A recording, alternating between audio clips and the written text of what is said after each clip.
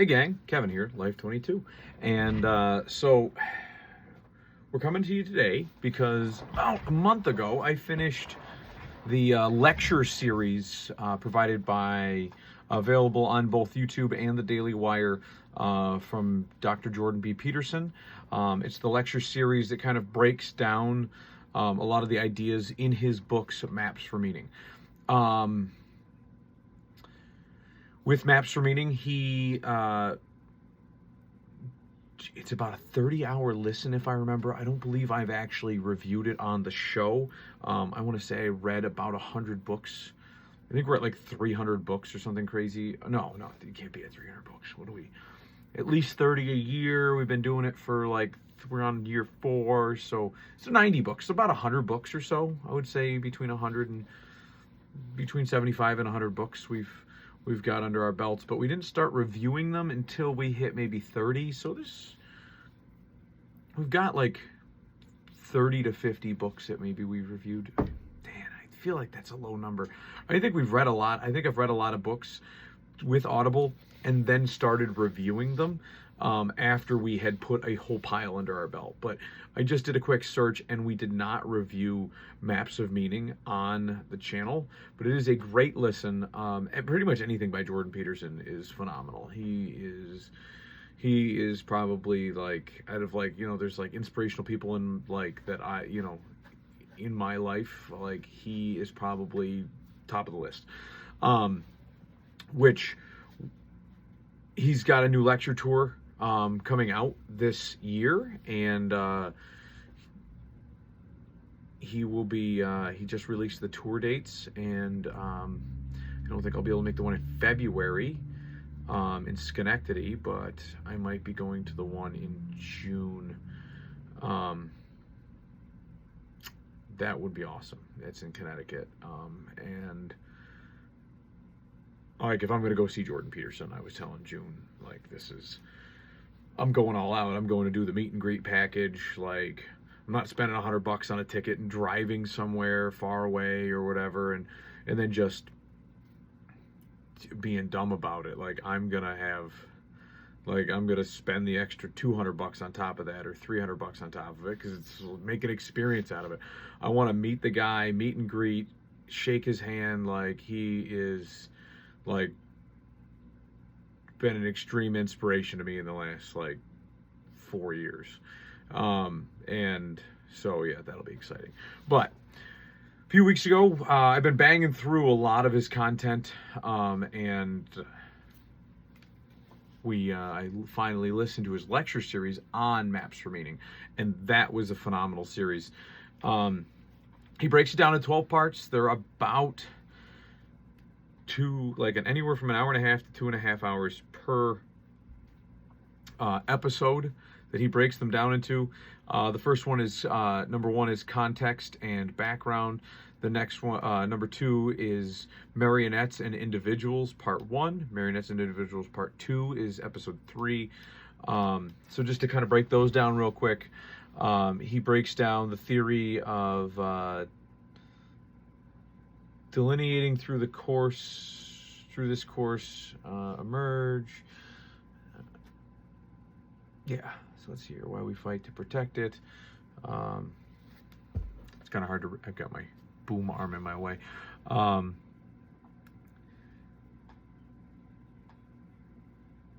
So, yeah, the first part just kind of gives background on why he wrote this, like what he's doing, what the expectations of culture are, what the expectations of this, what his maps of meaning are, and his maneuver through just different stories. Like, he has, like, he references, so like the first, yeah, so then part 3 is episode 4, like all, like the 2, 3, and 4, essentially they're essentially like the breakdown of Pinocchio. He breaks down Pinocchio, and then relates it to, like, chaos and order. He brings up like Mesopotamian, I think it's Mesopotamian, gods like Tiamat and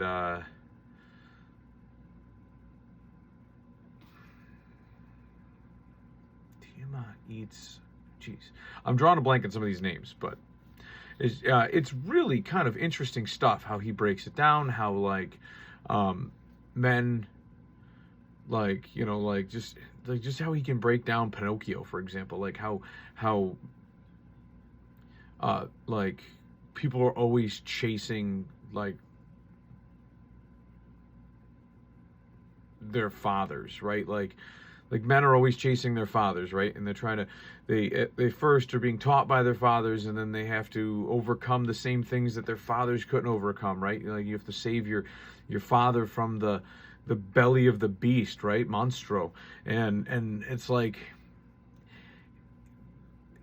physically you could be saving your father from something, maybe a beast that they're fighting, right? Like my father was alcoholism, which I couldn't save him from. But in that idea,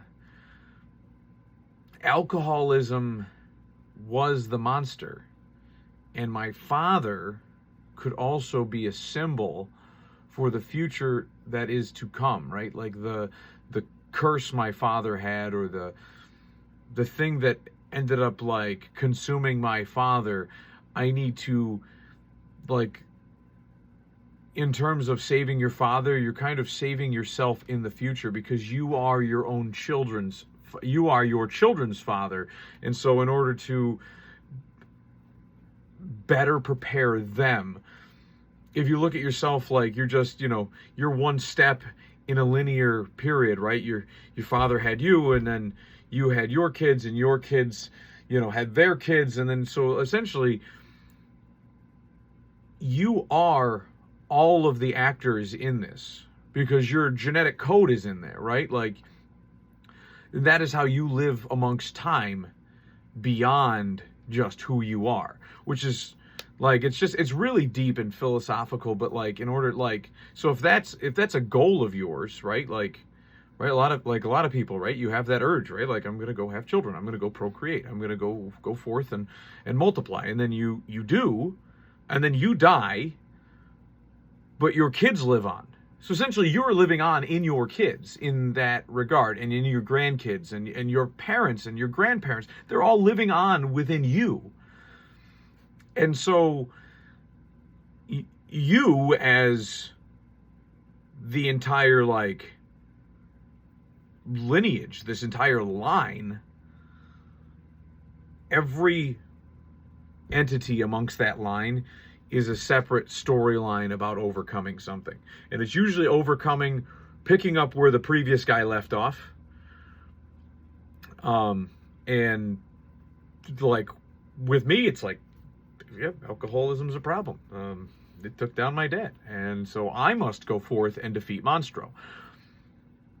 I didn't physically save him, but his consumption of that monster, like his consumption by that monster, has let forth me being saved from that, because I can avoid those same mistakes, and also instill in my children that things like that can be staved off, and they don't have to be the monsters that people let them become, right? And that's kind of like just a really deep philosophical way of looking at things. And then, so then maybe I have my own problems that I have to work past, and my kids can see it because they're like a third-party actor in my particular life, in my point on that linear timeline. But they can see it and say, you know, and if they can't help me overcome it, at least they are, because if they can see it and see how I fail, like my father did with his problem,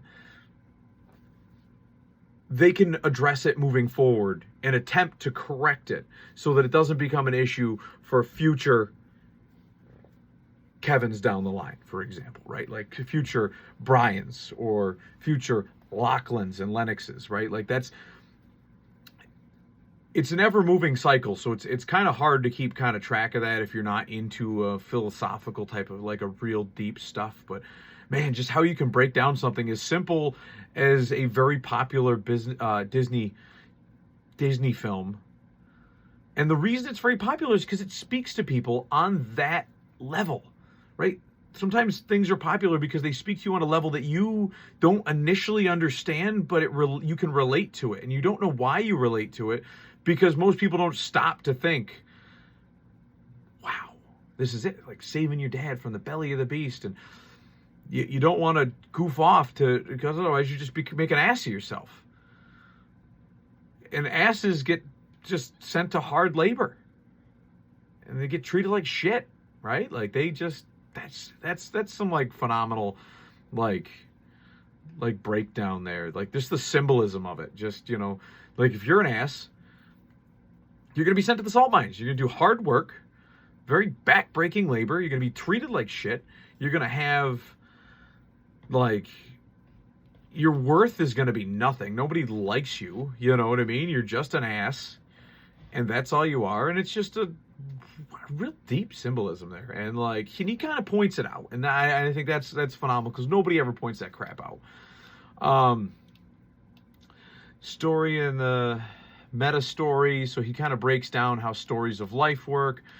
Images of story. So that just takes us through 5, 6, and then 7 is images of the story in the meta story. Neuropsychology and symbolic representation. Discusses the relationship between basic categories of imagistic and symbolic representations. Also the brain function, noting that the different hemispheres of the brain. And it's funny because I had finished this series as I was finishing that emotional intelligence book, which we did review like a few weeks, month ago, something like that. And they talk about the different aspects of the brain and, just it real like science stuff that you just kind of like, you don't think is interesting when you're in school. And they don't break it down to that like depth. And then you're like, wow, this is like someone's actually putting this all together. And this like makes a lot of sense. And now I can take this knowledge and move forward with my life being even better capable of being able to educate my kids moving forward. So now all of a sudden it's like we're building upon, and then keeping it going, which is really kind of cool. And in one of these, he has like a link to, he plays for you a video of a doctor at a TED Talk explaining how like DNA replicates itself. And it is just like a phenomenal representation of like how it just like what its job is just a chemical protein in like the body, and just like how it weaves like all of the DNA together and just continues to replicate, and then cut, sever, send off, cut, sever, send off. And there's these proteins, and it's just like, it's like a mathematical formula of little programs in your body at just a microcosm. And it's just like, it's like a phenomenal thing to just like, and how he incorporates it into this, and how we try to then perceive our lives based on the fact that like there are all these there's a chemical plan, right, for all of this stuff. And then we just kind of like don't know what's going on, right? Like I've got chickens, I've got dogs, right? And they know I'm not supposed to eat that. That shit's gonna kill me. People go around, we just eat all sorts of stuff. And like, then we're like, oh, we got diabetes. Like, well, yeah, because you're just eating tons of garbage. Like the dogs and chickens know, like, I'm not eating them grapes. Grapes are bad for me. The chickens don't care. They're like, I like grapes, but I will not eat that avocado. That avocado pit is gonna kill me. Like, they know. Like, it's like they know. Monkeys will sit there and they'll taste shit for hours, even though they've already had it, and be like, something's up with this one, and they'll test stuff. We consume crap all the time. We have like no knowledge of it. And it's just kind of funny how we have all that like different stuff going on, and nobody breaks it down and says like, hey, like, like nobody has to like, a mommy and a daddy ribosome don't have to get together,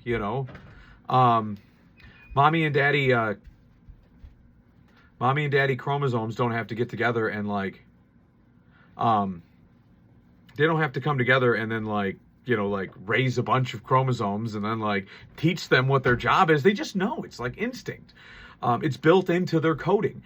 And it's like, we are just a massive pile of all these different chemical instructions. And then like,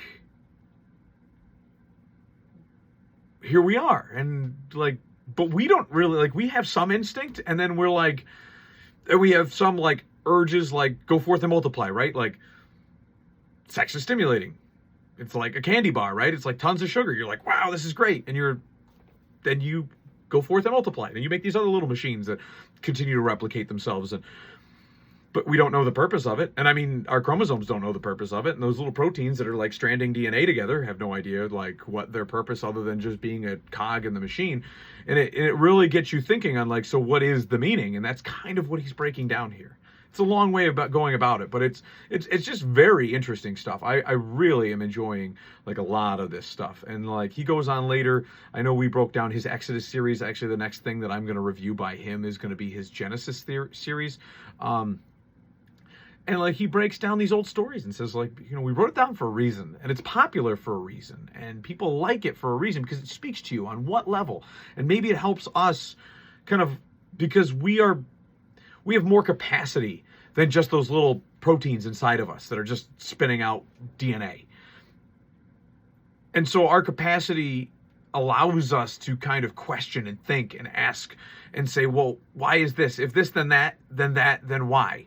And we can continue to do things like that. And then it's just a phenomenal thing. It's all so fascinating. I love it. And he takes it like just a lot, just the fact that we can question all of that and we can say, hey, we have this capacity to ask these questions why, so we can sit here and string out our DNA, right, and move it down that linear path that we just talked about, and continue to be us, but also in the future through our lineage. And that's kind of how we have scapegoated time, right? We've kind of like stepped aside in time, right? Like I will not survive forever, but I will in the same sense that I have children and my children will continue to go on, and hopefully the lessons that I teach them, if I have anything profound in my particular life, I can pass that on to them or to society as a whole, or anybody can really. I mean, they're just using me as an example of just moving, just, you know, being that thing, right? Like, so then from there, we're living forward in the future, and we're able to question like, well, I mean, I'm this cog, but I think therefore I am, and I am this cog, and then, but like, what is the machine that I am a cog in? And just like, and that's what he's kind of grasping. He's grasping at all these ancient stories and just trying to find meaning. Because you could say, well, meaning of life is to continue to propagate yourself and skirt time. Well, yeah, but then what? Right? Okay, well, we've accomplished that, right? To a degree. Then what is the meaning after that? Because once you answer one question, you know, 10 more pop up, and then it's an infinite. And the infinite is like very scary, right? Like, you're not gonna live forever. Like I could do an entire podcast on a dream that I had the other night, just like questioning my own mortality. But and just like, where are we on this big spinning rock, right? Like, and I think everybody comes across that at some point in their life where they, you know, it is what it is. So I guess jumping forward after I just ranted about that. I mean, this is very exciting stuff. So, I mean, if you've got a good like 10 or 12 hours, or you can just punch in 30 minutes a day, I highly recommend it. You're gonna have to go, if you go on YouTube, like, you're gonna have to like sift through videos to kind of find it, but like, it's all compiled on the Daily Wire. So if you're not already a member, I highly suggest you do. Usually they throw a free tumbler at you, the Leftist Tears tumbler, and you can enjoy your Leftist Tears hot or cold. Today, mine are hot in chamomile tea because I'm not drinking right now, and I won't for the remainder of this month into the next month, and I'm going to see if I can actually go longer than a month. I mean, I know I can go longer than a month. I could probably go indefinitely, but I don't need to. These are just constant reminders, and they help me stay healthy. And I don't know why that I just jump back to drinking, but like, it's a social thing. But it's not the same monster that my father had. My father, his was also the inability to deal with his emotions too, and we all battle with that. And no, he didn't explain emotions to me, and it was one of those things like, what are these? Oh, those are weakness. You just need to ignore them, and then you ignore them, and then you become a 25-year-old person who, like, has all the, my father was in his 30s, or I think he was in his just got into his 40s when my mom left him, and it was like he just could never get over it, like because he didn't know how to handle his emotions. And it's, anyways, that's back to the monsters at hand, right? Keeps that nice and hot too. Whew. I made that like an hour ago. It's still piping hot. So patterns of symbolic representation, and then he talks about Genesis and Buddha in number 10. He talks about flood, usually the flood in representation of the Epic of Gilgamesh. He talks about, in the story of Noah and the Ark. But then he also brings up Cain and Abel. He brings a good point about that, where he talks about like why law exists. It's very fascinating. He goes, well, like there's like a series of different reasons why law exists. Law exists so that you don't have to you personally as a victim of a crime don't have to take on the personal responsibility of having to dole out the punishment. You put it to a third-party arbiter, which is kind of handy because like then it's less vengeful, right? And in of itself, of vengeance is also like it stops blood libel, right? So like this is the prescriptive judgment for this crime. Like, you killed my brother. So he talks about Cain and Abel and how they actually had children at that time. They weren't like, like 11-year-old kids in a field and he murdered his brother. Like, Cain and Abel had lineage, you know what I mean? And then Cain kills Abel, and like, what's the justice system? And they wrote it into these stories of Genesis, of how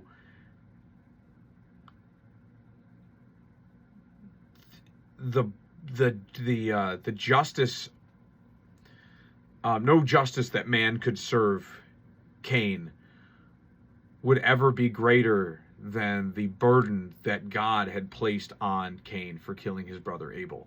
And then that no man should punish him for his crime because his crime is already being punished for by that burden and weight of killing his own brother. But also that goes to address, like, what's to stop Abel's kids from going and killing Cain, or one of Cain's kids? And then you have this blood feud amongst brothers and essentially a family lineage. And so it stops this blood libel kind of like dead in its tracks, right? Like, I mean, you could do an eye for an eye and kill, and then, Cain could be punished by the third-party arbiter, which would be the legal justice system, at which point, Cain, you know what I mean? Like, justice has been served, and then the blood libel is over, right? Like, there's no reason that Abel's lineage should continue to attack Cain's family, because what happens is Cain kills Abel, Abel's son kills Cain, or Cain's son, and then Cain's grandson or other son kills Abel's other son, and it goes back and forth, and there is no justice. There is no stoppage to the one act, like cancer spreads, and it's just death and mayhem. And that's kind of what he brings up in this, which is very kind of like, it's a phenomenal way of thinking about it, because that makes entire sense. No one just explains it that way anyways. I mean, he talks about the story of the Tower of Babel, old warnings about the danger of erecting something is akin to totalitarian or a utopia. And he talks about that. And then you get into the final episode, which is episode 12, the divinity of the individual. In this, the final map of meaning lecture for 2017, I review the year and its offerings. What is a belief system? Why people are so inclined to engage in conflict to protect their belief systems. It's partly because our belief systems are not only systems of belief, but structures that serve to render everyone who, and then,